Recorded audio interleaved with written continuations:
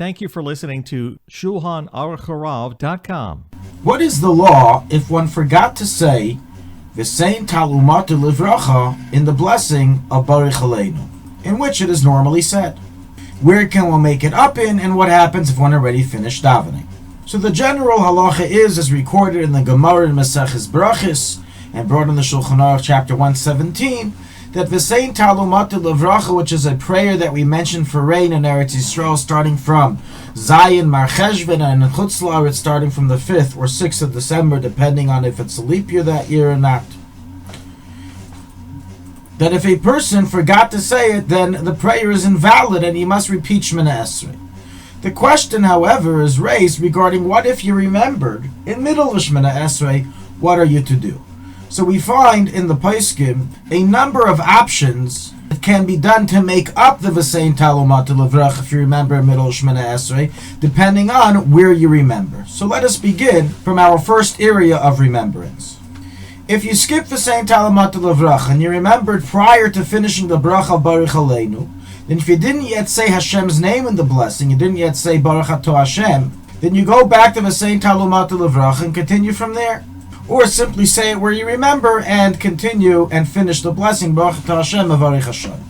If you didn't remember till already you finished the blessing of Baruch Aleinu, or you already said Baruch Ato Hashem, then if you remembered prior to saying even the first word of Tekah b'shofar, meaning the word Tekah, then you say it right there.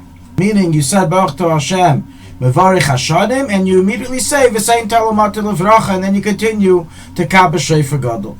And the reason this is valid is because so long as you haven't yet begun the next blessing, it's still considered as if you're part of the previous blessing, and therefore you can squeeze in Vesein Umatar livracha as part of Mevarich Hashanim prior to beginning Tekah b'shofar. However, if you already began the blessing of Tekah b'shofar, you already said the first word, then the halacha is that you mention it in the bracha of Shemei Tefillah, meaning when you reach the bracha of Shema Keleinu, then prior to saying Ki Ata Shema Tfilas Kol Peh, you add and say Vesein Umatar livracha, and then continue with the rest of the blessing. Now what happens if you remembered after Shema Keleinu? Then if you did not yet begin the word Ritzei, then you say it right then and there. You say Vesein Umatar livracha. As once again, it's still considered as if you're still part of the blessing of Shema Keleinu. However, if you already began Ritzei, then in such a case you have to go all the way back to Birchas Hashanim, to Baruch Aleinu, and say it properly from there.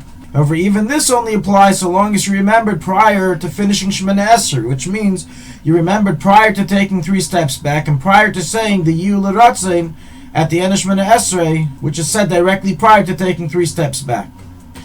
However, if you only remembered after saying the second Yu L'Ratzein and taking 3 steps, then you must return to the beginning of Shemana Esrei, and it no longer helps to go back to Baruch Aleinu.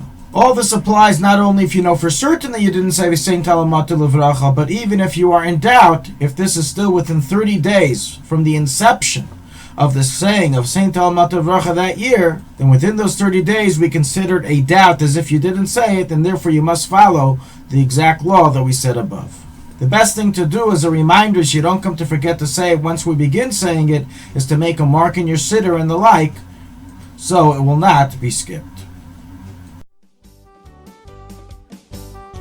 Thank you for listening to Shulchanaruchharav.com.